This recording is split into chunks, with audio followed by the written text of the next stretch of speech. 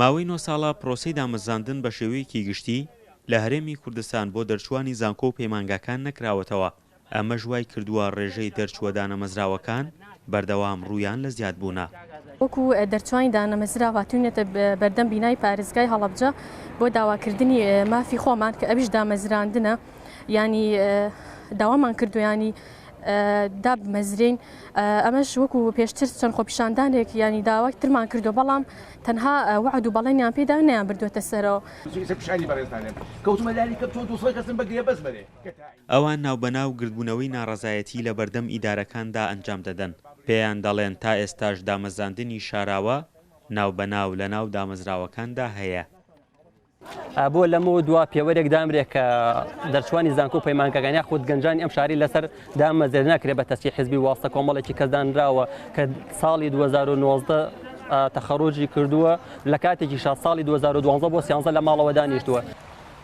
وەک بەدیلی دامەزاندن حکوومەتی هەرێمی کوردستان گرێبەستی کاتی بۆ دامەزاندن بەپێی پێویستی دامەزاوەکان لە ماوەی چەند ساڵی ڕابردوودا ئەنجام داوە. ئەوانیش گەرچی لە 1 ساڵ تاوەکو 9 ساڵ خزمەتیان هەیە، هێشتا نەکراونەتە کارمەندی هەمیشەیی.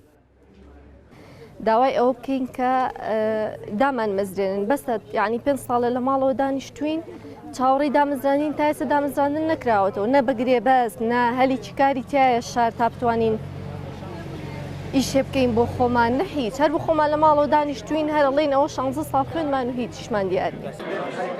بەشێک لەو کارمەندانی کە لە دامەزراوەکاندا بە تایبەت بە شێوەی پارەی ڕۆژانە کارەکانی حکوومەت ڕادەپەڕێنن، هۆشداری دەدەنە حکوومەت گەر ناونیشانیان پێ نەدات ئەوە کارەکانی پرۆژەی ئاوی خواردنەوەی پارێزگای هەڵەبجە و قەزای سەی سادەغ ڕادەگرن. وەک ڕوونە لای بەڕێستان لە کۆی 54 کارمەندی پرۆژە 42 کارمەندمان بە شێوەی کرێی ڕۆژانە دڵسۆزانە ئەرکەکانمان ڕادەپێڕێنین و تەنها 12 کارمەندمان هەمیشەین وەک هەمیشەی لێرە کار دەکەن. بۆ ئاگاداری بەڕێستان چەندین جار لە ڕێگەی بەڕێوەبەرایەتی ئاوی هەڵەبجە و پارێزگای هەڵەبجەوە داواکاریمان ئاڕاستەی بەڕێستان کردووە و بە مەبەستی دامەزراندن، بەڵام هەر جارەی بە بیانوویەک داواکەمان جێبەجێ نەکراوە. بۆیە داواکارین هاوشێوەی کارمەندانی پرۆژەی ئاوی دووکان سلێمانیدا بمەزرێن، پێشتر کارمەندی ڕۆژانە بوون وەک ئێمە. حکوومەتی هەرێمی کوردستان بەهۆی کاریگەریەکانی قەیرانی داراییەوە لە ماوەی ڕابردوودا پەنای بردە بەر سیستەمی نیومۆچە. ماوەی 2 مانگە لە بەرامبەر ئەو ڕێکەوتنانەی کە لەگەڵ بەغدا ئەنجامی داون، سیستەمی نیوموچەی هەڵگرتووە. لەگەڵ ئەوەشدا سەدان هاوڵاتی خانەنشین بوون لە دامەزراوەکاندا، بەڵام تا ئێستا هیچ کەسێک نەخراوەتە شوێنی ئەوان و پێویستی زۆریش بە میلاکە لەسەر جەم دامەزراوەکانی حکوومەت لە هەڵەبجە پێویستیەکی هەنووکەییە.